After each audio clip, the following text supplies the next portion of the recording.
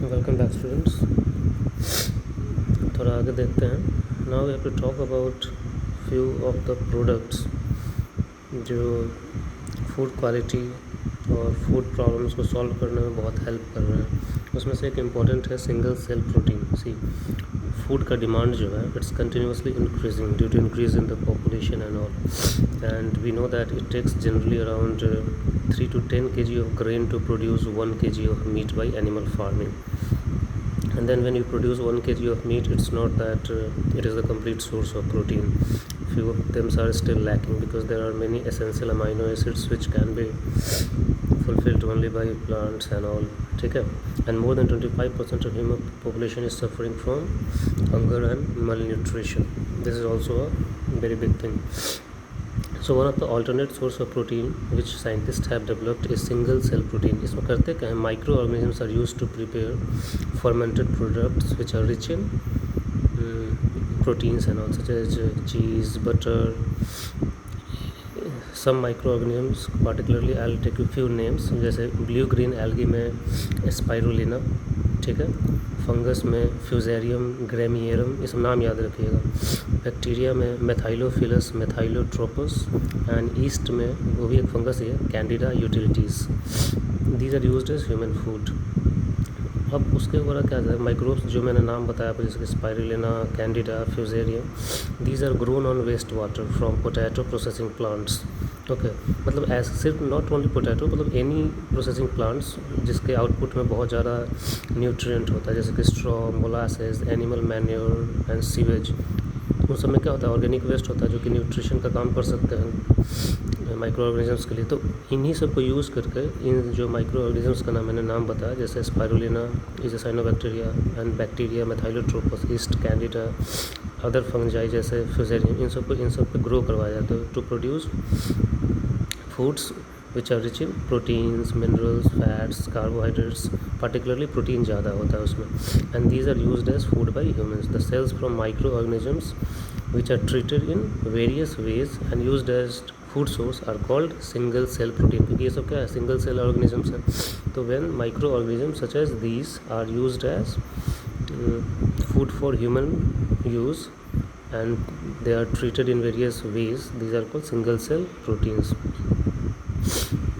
तो इसमें लेकिन एक चीज़ आपको ध्यान रखना कि ऐसा नहीं है कि सिंगल सेल सबके सब सिंगल सेल ही हैं, ठीक है। जैसे fusarium, yeast is a single cell, spirulina is a single cell, methylotrophus is a single cell, बस अदर फंजाई जो मैंने बताया फ्यूजेरियम वो सिंगल सेल नहीं है, ठीक है। तो लेकिन इसलिए सिर्फ इसलिए यूज किया जाता है सिंगल सेल, क्योंकि एक सिंगल ऑर्गेनिज्म से मिल जाता है इतनी सारी चीज़ें। इनफैक्ट आपको सरप्राइज्ड होगा ये जान के कि एक जो काऊ होता है जो लगभग 200-250 kg का होता है, वो पूरे दिन भर में सिर्फ 200 ग्राम प्रोटीन प्रोड्यूस करता है अगर उसके सारे मिल्क को काउंट कर दें। लेकिन in the same period 250 gram of any of these micro organisms, जैसे कि methylotrophus, spirulina, because of high content of biomass production can produce 25 tons of protein. सोचो 250 kg का गाय दिन भर में 200 ग्राम प्रोटीन प्रोड्यूस कर सकती है, लेकिन सिर्फ 250 ग्राम का एक माइक्रो ऑर्गेनिज्म, मतलब बहुत सारे माइक्रो ऑर्गेनिज्म ले लेंगे तो 250 ग्राम वेट लेना है बस,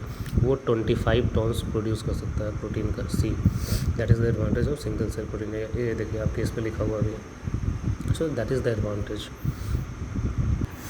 तो इससे बहुत सारे एडवांटेज है। We get the food rich in high quality protein and less content of fat. It reduces the pressure on agricultural feed. आप खुद सोच सकते हैं ना, 250 kg का काऊ सिर्फ 200 ग्राम प्रोटीन, फिर उसको काऊ को खिलाने पिलाने में दिन भर में कितना जाता है एग्रीकल्चरल प्रोडक्ट। लेकिन 250 ग्राम माइक्रो ऑर्गेनिज्म लोगे, उसको किस चीज़ पे आप ग्रो कर रहे हो, दूसरे इंडस्ट्री के वेस्ट मटेरियल्स पे, तो वो तो एनीवेज आप प्रोड्यूस कर रहे हो।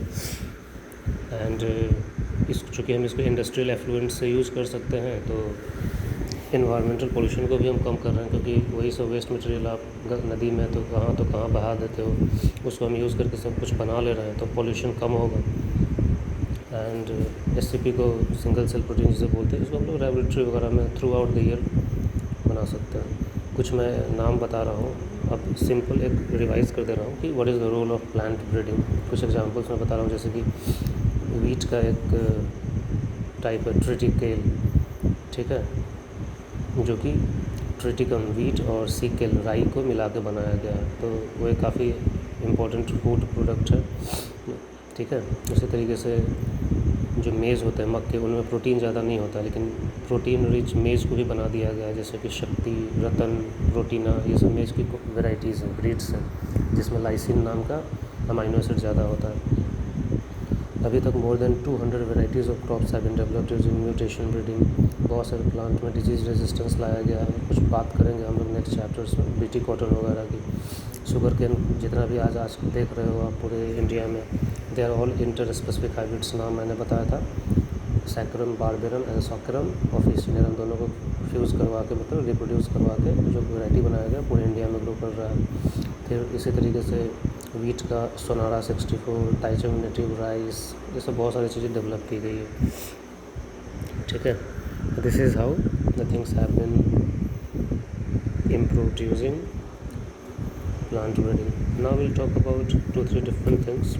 लेबोरेटरी में किस तरह की कुछ टेक्निक्स अप्लाई की गई है, जैसे एक तो हमने बताया सिंगल सेल प्रोटीन यूज़ करते हैं, उसी तरीके से प्लांट टिश्यू कल्चर भी यूज़ किया जाता है to grow the plant of our choice.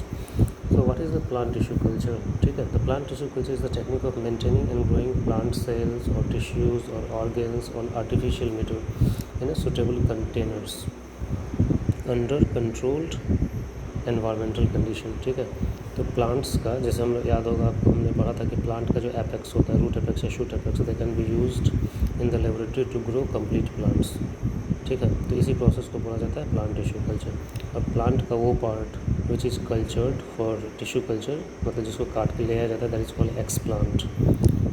तो आप देख रहे हो क्या, जैसे मान लो प्लांट का शूट एपेक्स ले लिया आपने, ठीक है, छोटा सा काट के शूट एपेक्स ले लिया, that is called explant. Now that will be used in laboratory conditions under controlled environment and artificial medium means growth materials वगैरह दिए जाएंगे, and from that a small explant or a small cell the complete plant will be developed. So this property of cell to generate whole plant is called totipotency या cellular totipotency, okay. Plant tissue culture की जो technique है, सबसे पहले जो scientist start किए थे, his name was Gottlieb Haberlandt, that's why he is also called father of plant tissue culture, okay.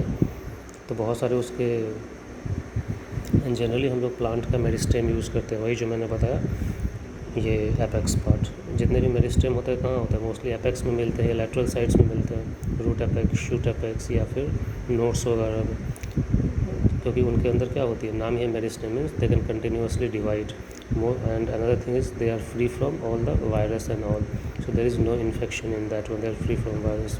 So you can take explant, मतलब छोटा सा कट प्लांट का पार्ट, और उसी को ग्रो करवा सकते हो। तो 2-3 टर्म मैंने बताया, जैसे plant tissue culture, technique of maintaining and growing plant cells और टिश्यूज़ और organs on artificial medium in controlled environment.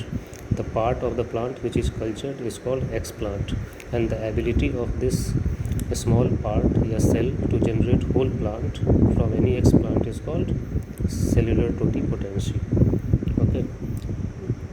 Just a minute.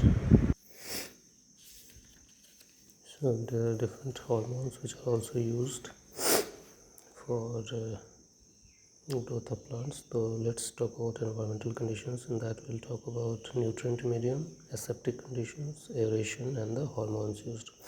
Nutrient medium of course very important, कोई भी चीज़ तभी ग्रो करेगा when there are some nutrients in that one, so there must be some inorganic source, both micro and macro nutrients, carbon source, there is the sugar source, vitamins जैसे nicotinic acid, thiamine, pyridoxine, amino acids, arginine, growth regulators, hormones वगैरह जो मैंने बात की थी, auxins, IAA indole 3 acetic acid, IBA indole 3 butyric acid, naphthalene acetic acid, 2,4-dichlorophenolactic acid, and these are the source of oxygens. Then cytokinins, 6-benzyl aminopurine, 6-dimethylallyl aminopurine, kinetin is the most important cytokinin which is used, then gibberellic acid, then abscisic acid, then aspartame, putrescine, these are the hormones which are used, okay, and benzyl aminopurine, gibberellins, these things, and then other compounds such as coconut milk, malt extract, yeast extract, tomato juice, then casein hydrolase, these are the main everything should be there. Organic source, inorganic source, hormones, amino acids, fats, everything should be there. Then there must be some optimum pH condition, something around 5.5 to 5.7. Okay. And the most important medium and the most popular medium which is used for growth of plant in tissue culture is MS medium. It was developed by two scientists, Morashige and Skoj. So using the first letter of their names, MS medium, it is called Morashige and Skoj. So M and S. Okay. In this medium actually has agar, a polysaccharide source which is obtained from a red algae, that is Galletium, and this is added to the liquid so that it becomes solidified.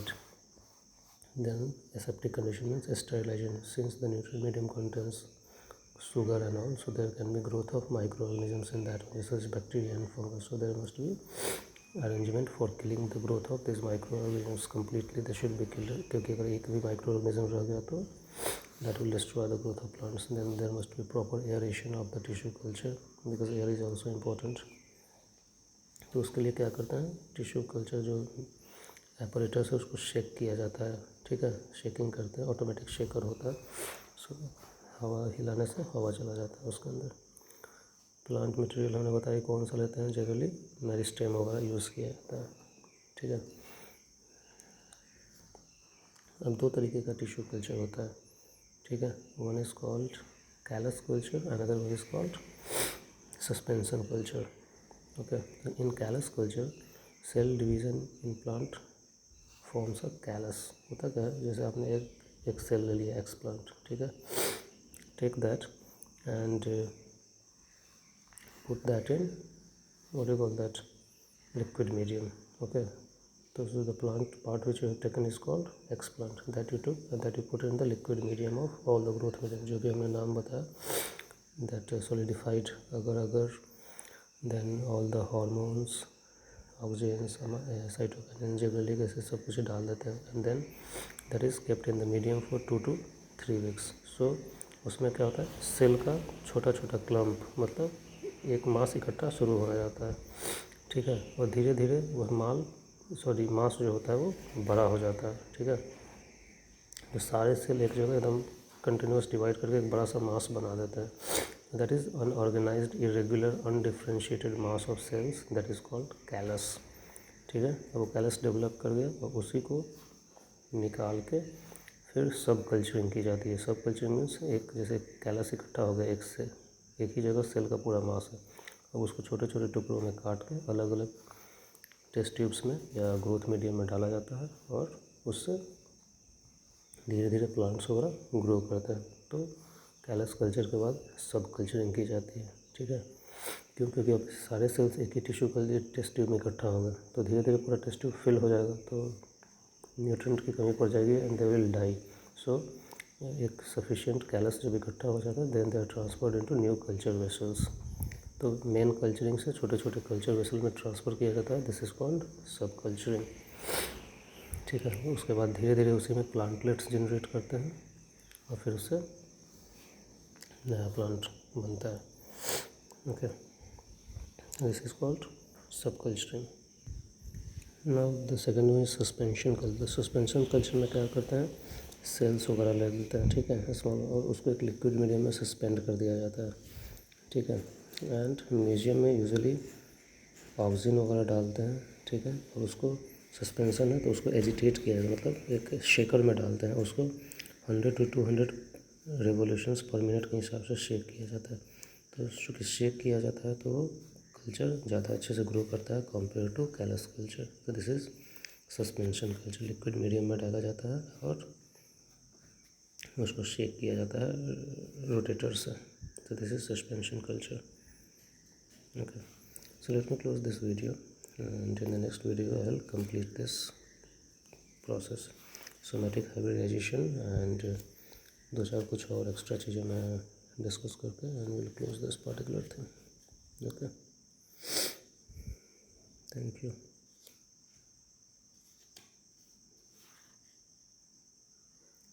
कुछ terms भी मैं आप लोगों को बताऊंगा जो important है.